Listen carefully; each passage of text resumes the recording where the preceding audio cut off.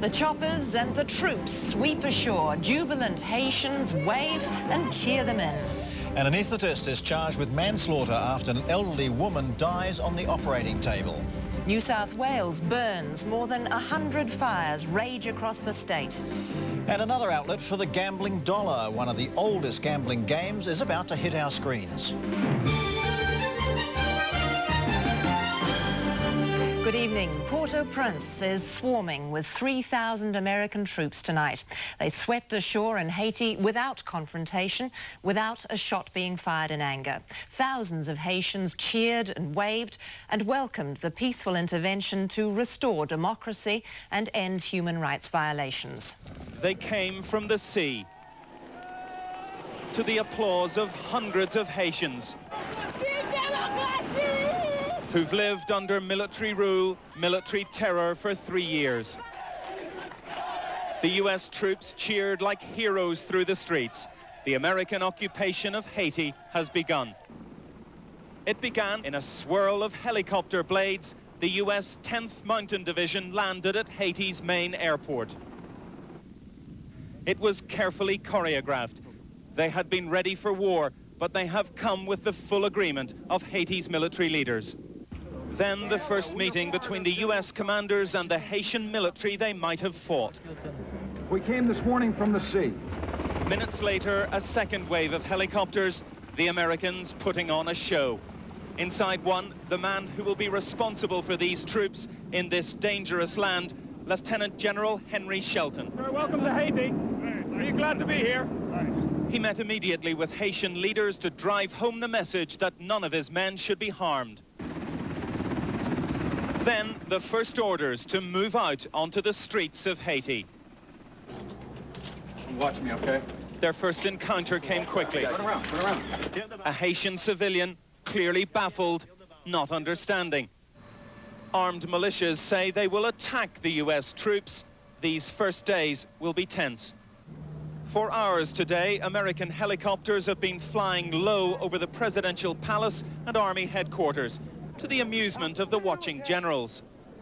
The first large transport plane has come in across the city. Within days, tanks and armored vehicles will spread out across the whole island. Their guard is up. They know this is an island crammed with guns and much resentment. Through a megaphone, American soldiers tell people they are here for democracy. These are the sights and sounds Haiti will have to get used to. The US troops will be here for months, to be replaced by a UN force. Haiti's immediate crisis is resolved, but the Haitian problem is far from over, and for the troops, it's only just beginning. And not the least of their problems is whether the agreement with Haiti's military leaders will stick. Already there are signs of difficulties.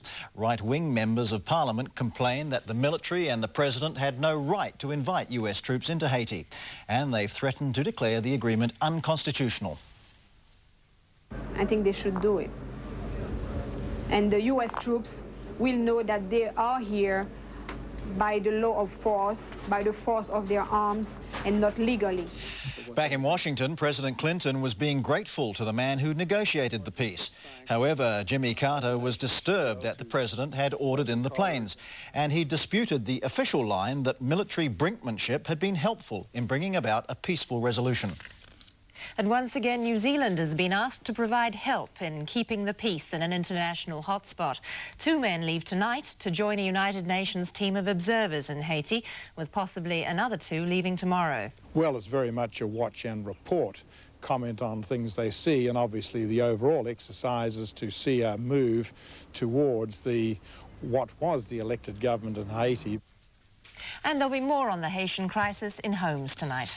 The volcano town of Rabaul in Papua New Guinea is tonight facing the threat of extinction.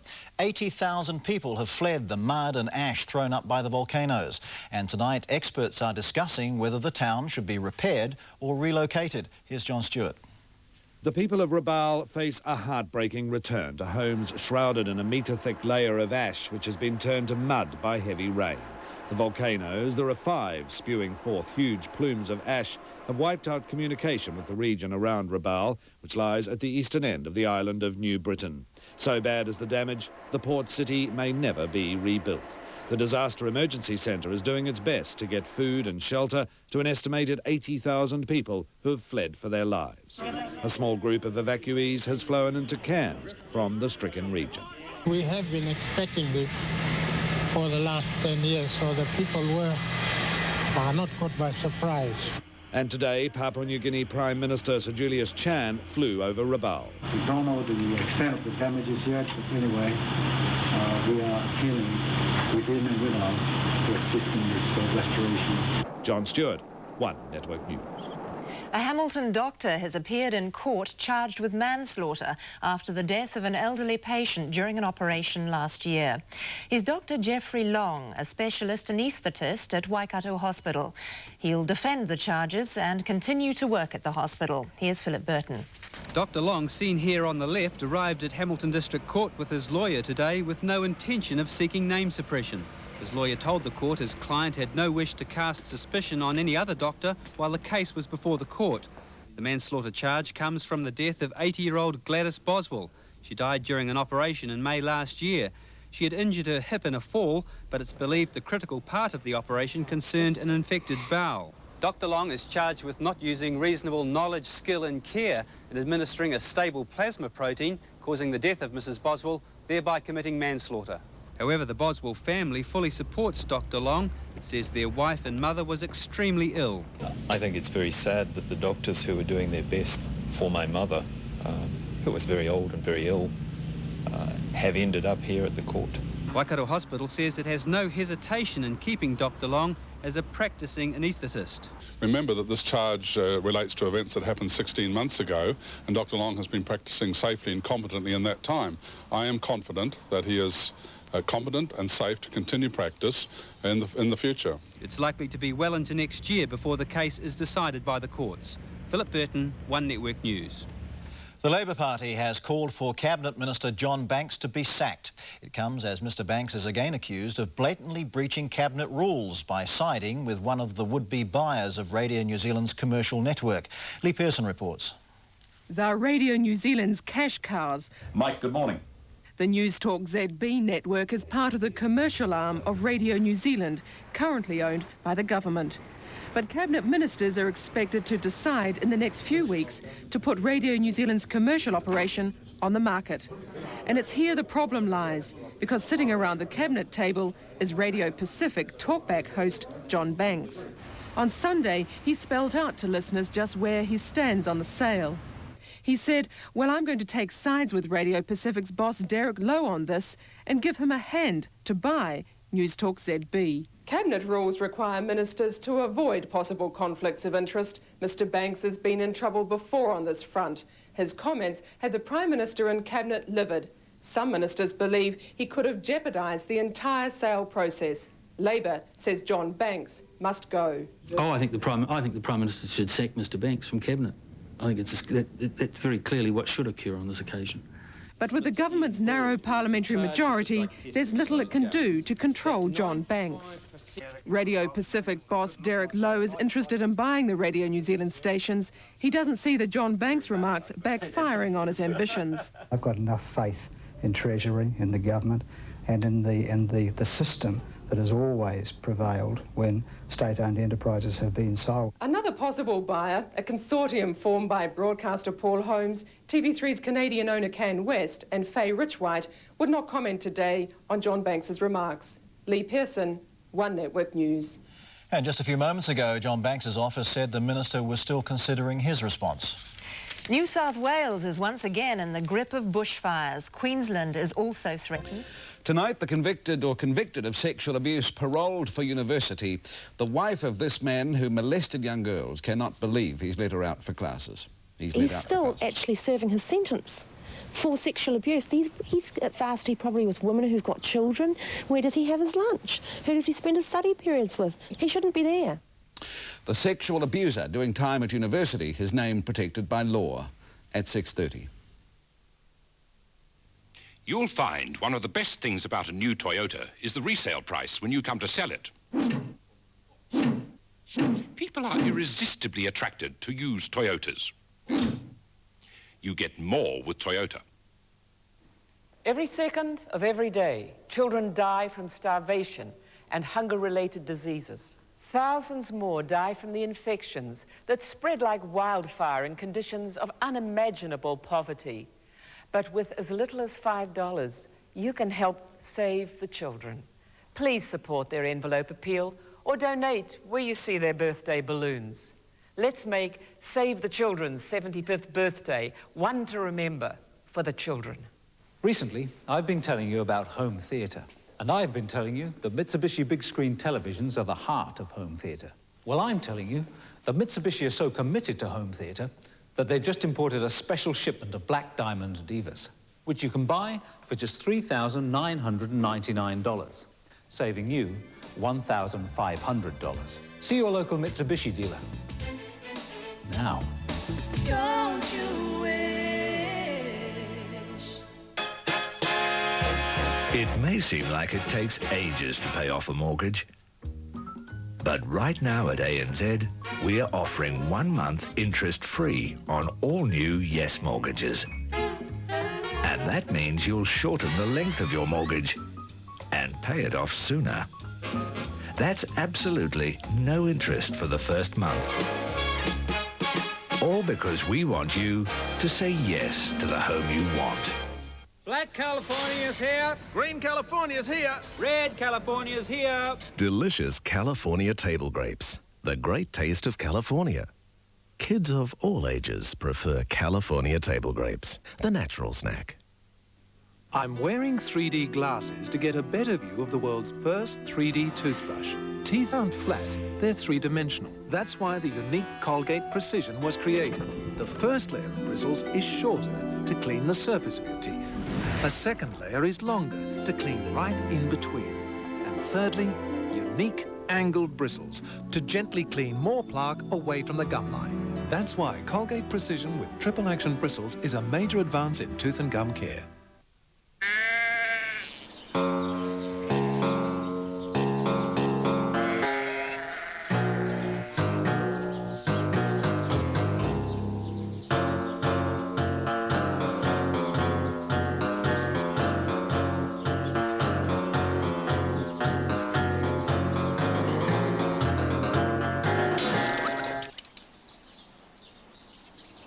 On the farm, at least you can depend on Ivermectin. It's 36 years since TV commercials first beamed into our homes. I know what I'm doing. I've got new Ajax. I saw it on TV. And the way we were is often amusing or even cringe-making. Sex appeal. Tonight's Tuesday documentary takes an offbeat look at the way these commercials have reflected and influenced our lives. And asks the question... Could our kids be in danger of becoming what the ads say we are? How clever is he? You're soaking in it as tonight's Tuesday documentary, 8:35 on 1. New Zealanders will be given another chance to get rich quick. We've already got Lotto and the Scratchies, and now we're getting a Kiwi version of one of the world's oldest games of chance, Keno. The promoters say Keno will help raise more money for charity, but critics argue it will lead to more crime. Ewart Barnsley reports. Daily Keno winning numbers. Numbers, numbers, numbers. And if you get it right, they add up to money, money, money. This is how the draw for Keno will appear on Channel 2 next month, 5 days a week at 6:59. How do you play daily Keno? Keno players select up to a maximum of 10 numbers, between 1 and 80. In every daily Keno draw, 20 numbers are selected. If your numbers match, you're a winner. Anything from $2 to $1 million. But so far I don't normally win anything, so... No matter. In Keno, if none of your numbers are drawn, you can still be a winner. The game's promoted by the same organisation behind Lotto and Scratch Kiwis. We've got a stiff budget this year. We have to produce much the same as we produced last year, which was a record year, and we will need new products like Keno to make that. Keno's played in the States and Australia, but here... Keno, never heard of it. Keno? No, wouldn't have a clue what it is. I'll be playing that, for sure. Not everyone, though, is that enthusiastic. To some extent, it'll be a problem for existing pathological gamblers, but the concern really is more for the creation of new people that have major problems and their family members in the wider community, in the case of white-collar crime. And we're in gaming, not gambling. Our products come out of the discretionary income area. They're a very small amount from a large amount of people. Keno's impact, good and bad, will best be judged from the end of next month. You at Barnsley, One Network News. And weekly sales of Kino are expected to be between $300,000 and $1 million. New Zealand's first official relief team to Rwanda returned home late this afternoon, and for some, it wasn't soon enough. 7-year-old Roger Rota sobbed his heart out the moment the RNZAF Hercules landed. His much-missed big brother was aboard the aircraft. 36 personnel spent 45 days flying supplies across the borders of Rwanda, Zaire and Burundi, delivering more aid than any other organisation. Today it was their turn to receive a bit of attention. And a senior NCO has pleaded not guilty to fraud charges at a court-martial at the Linton Army Camp today. The charges involve service property worth more than $24,000 and bank cheques worth more than $800. Details have been suppressed until the court-martial of a second man next week. Interest rates remained relatively unchanged today, but lumber futures were down again, causing Carter Holt to lose 11 cents.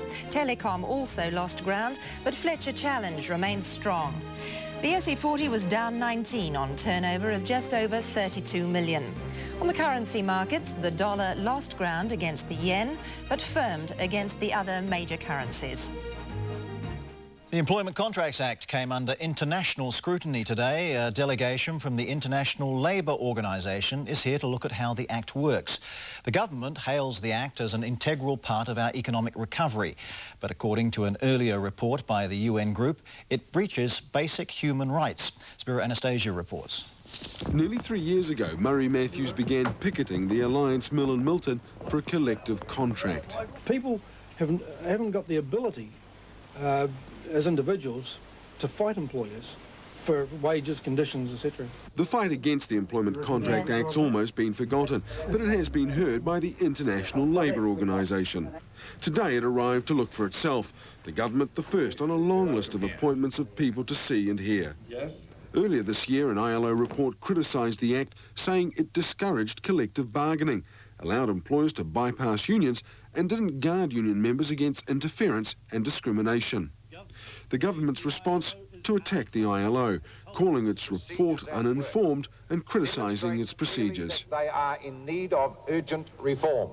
Back home, employers are confident the Act will stand up for itself. When they have seen employers, employees and unions, they will be aware of the protections that exist under the law here. The ILO won't give its verdict till the end of the year at the earliest. Well, I think having people with the credentials of the delegation in New Zealand, hearing the evidence, meeting people, will mean that the result that eventually comes out will have a lot of credibility. But the government's not obliged to take any notice of the ILO. Any union victory could be as symbolic as a 3-year picket. Spiro Anastasia, One Network News. It's spring in the Antarctic and the plants are blooming like never before.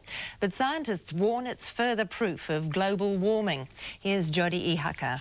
They look like weeds growing wild on the rocks.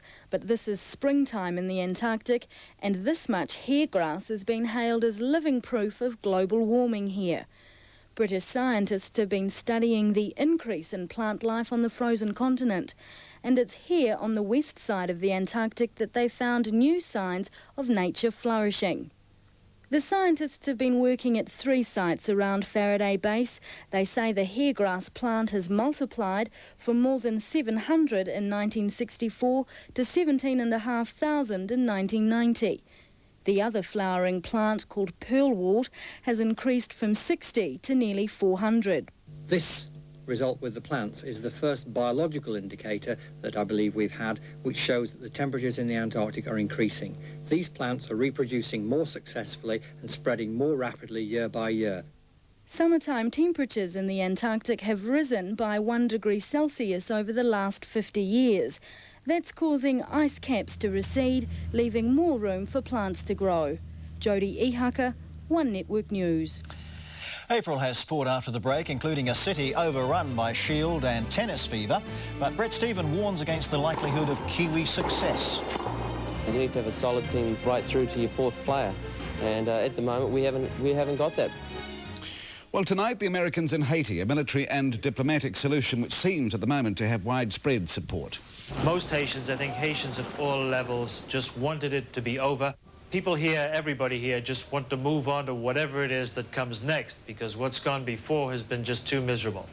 The latest from our correspondents in both Haiti and in Washington, D.C. That's tonight at 6:30.